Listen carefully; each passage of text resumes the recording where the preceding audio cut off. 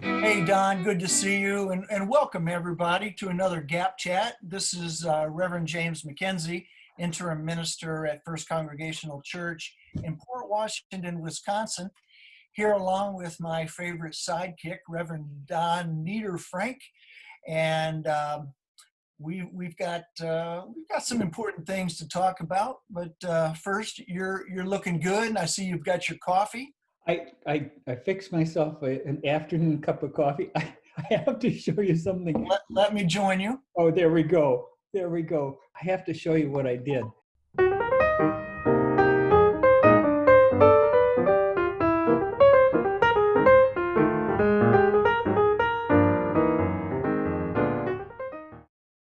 Yeah. I don't know if you can see this. I have You have stitches. a stitch in that hand. Yeah, but it's backwards. How many stitches do you have? There we go. 9 on the outside, 2 on the inside. I'll make this really quick. I was using a saw Yeah. and I reached underneath the saw, and when I brought my hand back, it just touched the blade. I was very lucky. Anyway, it's fine. Let's see how many fingers. Let me see how many fingers you still have. They're all there and they're all working. It's fine. Are you okay? Yes. Yeah. I was very fortunate. Susan was at home. I was well taken care of. Good for you. So you have internal stitches as well. So you must have put that saw blade deep into your flesh. There was a little bleeder she had to put a stitch into. Anyway. Well, you're looking good. Feeling good. How are you doing? I'm good. I'm good. You seem to have a really good attitude about this. I might have been a bit upset about this, but Jim, this could have been I was so lucky. I want to tell you. Yeah. To cut the back of my hand without cutting any tendons was just almost every medical professional that looked at it said, "Oh, you were really lucky." So, oh boy. Well, I was. Good for you. Yeah. You got me concerned here. Well, Jim, it was almost every woodworker I know who has been injured has done it when they've been in a hurry. And that's exactly what was happening. I was in a hurry. I was doing the same thing over and over. I was just cutting these pieces of wood. My mind was just kind of... I get it. Just sort of mindless operation that you're going through. And yeah. And and just kind of forget that I'm using a power tool. So it was a cheap lesson. You seem to me to be a relatively easygoing sort of guy. You kind of roll with the punches. Is that an accurate reading of you? No. Do you get upset? I'm a fairly... it's my persona. But I have to tell you, some years ago, I was sitting around with some friends, and I said, I'm fairly easygoing. And the other 3 people just burst out laughing. And one of them, who I'm married to, said, "No, you're not." And so I don't know. My persona is that of being pretty easygoing and laid back, but I probably get upset as much as anybody. You get angry? Oh yes, there is a hole in a workbench downstairs. Well, I fixed it, but there used to be a hole in the top of a workbench that had 1/2-inch masonite on the top of it, and I can't remember what it was. What was behind, but I can just remember that for some reason I grabbed a hammer and brought it down as hard as I could on that workbench and put this big hole in it. And I thought, Well, that's stupid. I've got a hole in my workbench. So You know, Don, you may want to consider substituting checkers for wood. or, You, or you're a check. little dangerous around that workshop of yours. I know it's not a good thing. Uh, I can't say that I get upset and angry that much. There are things that make me angry, to be sure. And I'm always quick to sort of distinguish between having a feeling, in this case, being angry, Right, right. and what I do with it. And I was thinking about this the other day. You know, I think what I choose to do with my feelings is kind of a moral choice that I make. Oh, Jim, Uh, that's a good. I like that. do you? So if, for example, Don, if I mean there are, I'm relatively easygoing. Yeah. There's not a lot that upsets me, but there are things that upset me, to be sure. Um, they may well be different things than upset you. For example, world hunger and famine really upsets me. Hmm. Uh, Access to clean drinking water and medicines around the world, that upsets me. Childhood abuse Oh, upsets me. It makes me angry. right. What I choose to do with that is, I think, a secondary operation. Let's call it that, which sounds terrible, but my feeling is my feeling. Right. If I get Right. angry about things, Right. I think we I think we get angry when we have a sense of injustice, whether that is yeah, I think so. with regard to ourselves or with regard to someone else. Yeah, It, a sense of justice is I think one of our earliest moral sensibilities that even when we're little kids, why don't I get to do that? She got that, why don't I get that? It's not that's right. the That's right. earliest moral judgment that we make as human beings, I think, is the phrase, that's not fair. That's not fair. And Mhm. when we're little children, it's what's not fair to us. As we mature and our compassion expands, That's right. we care about what's not fair for others as Yeah, well. that's right. A- and I would say that there are things that happen not just to ourselves, as you point out, but to others that we share this world with. Um, and it's right that we Yeah. get upset and angry. Yes. In fact, I would argue that if we didn't, there might be something wrong. Right. You know, that question of fairness. Right. Right. That Uh-huh. we don't. Yes, we are angry because we care, and that's a good anger. Yeah. That's exactly right. There's something that's happening that I feel deeply offended about. And maybe for myself, maybe for others, but there's something that's not right. And and that that moves me in a very deep way, and I get angry about that. Right. Now what I do with that anger, um, I may use it constructively, I may use it destructively, or I may use it instructively, if I Oh. can put it that way. Oh, I like that. I think of things that way. And what I mean is, like, we all know what a destructive use of anger is, right?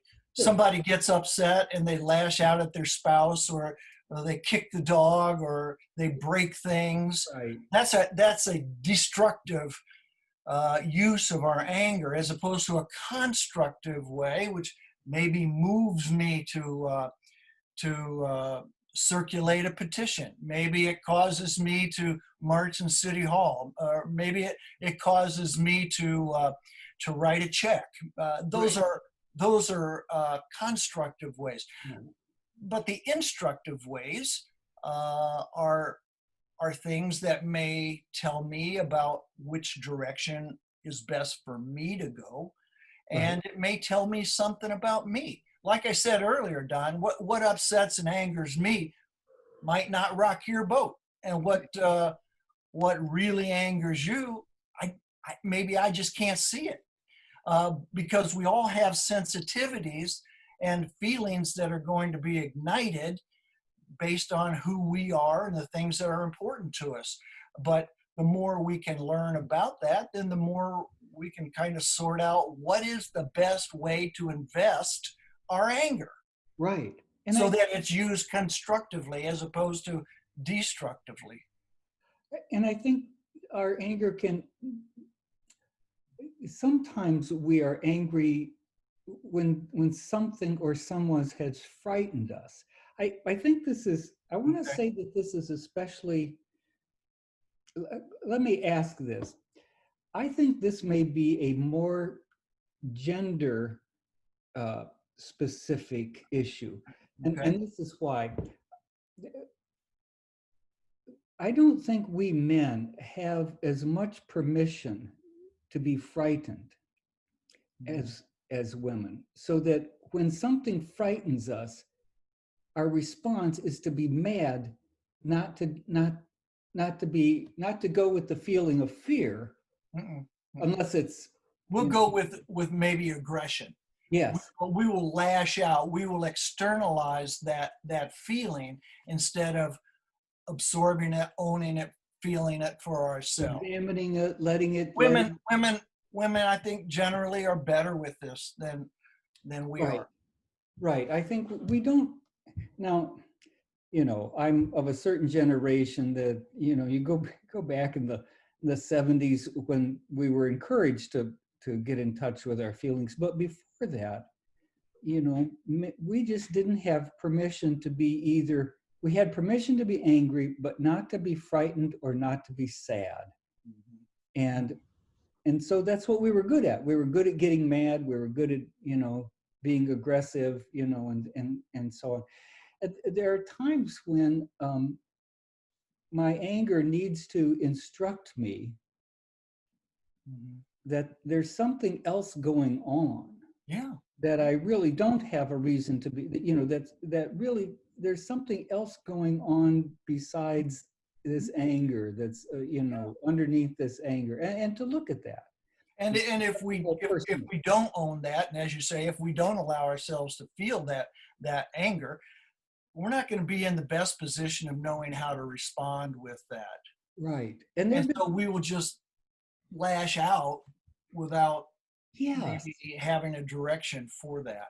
yes. I think there are, um, I think it is not uncommon for uh, us men who are polite Midwesterners Mm, to to to be angry and to carry our anger and stuff our anger and go, and then we blow up, yeah. and people around us are like, what is what was that all about, Mhm.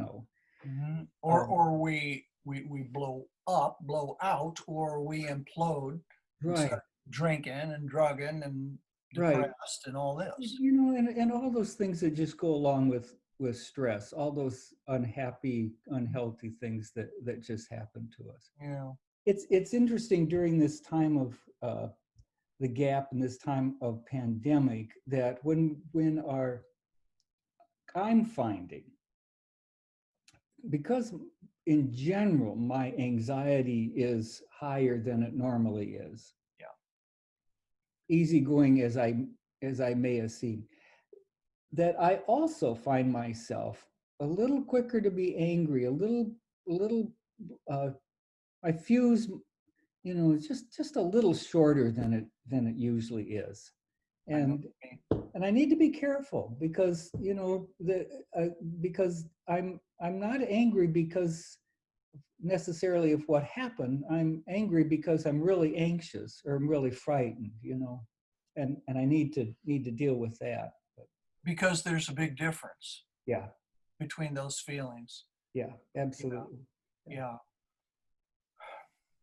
So that's one important thing that you do, I suppose you're saying, with your angers. You try to pause and you really try to be reflective on that. And, are you angry, or are you anxious? Are you sad? And, and Try not, yeah, don't write anything nothing, publicly. nothing out there on the web. Don't say anything. Years ago, I used to moderate a couple of online forum discussions for the United Church of Christ, Yes. and people's anger would go up in response to somebody would post something, somebody, and would go back and forth. And I would occasionally invoke the 24-hour rule. And I would simply say, nobody gets to post anything on this thread for 24 hours. Just take a breath, think about it, you know. Don, I think that is a wonderful idea, and I wish we did that in our country a little bit more right now. Well, I, and I think we lash out. We're lashing out at all the other sides, whatever that is. And instead of taking a breath and taking 24 hours. and maybe just listening and thinking, Mm-hmm. oh, this is not an evil person. This is just someone who has a different opinion. What might be their story that leads to them to this opinion? Mm-hmm. Speaking of lashing out, one of my other rules used to be, you can write anything you want to about anybody's idea. You cannot write anything about the other person, Yeah. unless it's a compliment. Wow. Because it was really, well, Jim, it's a lot easier to hear or to read someone saying to me, that's a stupid idea, than you're a stupid person, Don, because Mm-hmm. the second is debatable. And You had some nice parameters for your online took a while. there. That's very good. I would think that that was well received, and people frustrated at times would have received that very well. Well, it was fun, Jim. The people that enjoyed calm, intelligent give and take Yeah. stayed, and the people that wanted to throw bombs eventually just went someplace else. Yeah. I'm thinking what wonderful instruction for all of us those are. Yeah. When as we, I was going to say when, but it's as we run into other people with whom we have very different views. Right. And to be able to incorporate that, if we're feeling angry, to remember not to personalize it, but to disagree with the idea, but not to attack the person. Yes. Yes. Yeah. Very nice, Don. Very nice. Well, I still think that you're a very laid back guy. I guess I have much to learn. maybe I am pretty laid back. I Certainly. bet most people around church would say that, but there's always a story to be learned. But I certainly appreciate who you are, and Thank you. You too. I would trust that if you and I had different views, I would have a lot of trust that we could talk about that, You would and be both of us be okay. Yes, I would think, Jim, I think you and I would be probably very comfortable not agreeing. Uh, I can tell you I have the highest respect for you, and that would certainly be Yes. a great starting point. And if you had a different idea, I certainly would be curious to know how you got there. Yeah. What is, yes. Because I value you, and I value the way you think, and I'm not sure all of us do in this day and time. No. But that goes a long ways, and I'm sure there are areas in which we have very intense differences, but I think that I would have great confidence that that would be one conversation worth having. Yeah, I think so too. Yeah. Hey, thanks, Don. Thank Good you, to kick Jim. this one around with you. Let's get together again real soon and have some other further discussion. Before you go away, how is your foot? Oh, the foot is fine. It's so fine, I don't even think about it. Good. You know, I do have that 1 second toe that got pinned, and so it's straight all the time, and it feels a little different. But in terms of recovery, and this is not true for all the surgeries I've had by any means, but in terms of the foot surgery, I think that I had probably the best outcome that a person could expect to have. So it's not something I really think much about. I'm good to go and on to other maladies. Yeah. Oh, good. Thank you. Oh, okay, okay.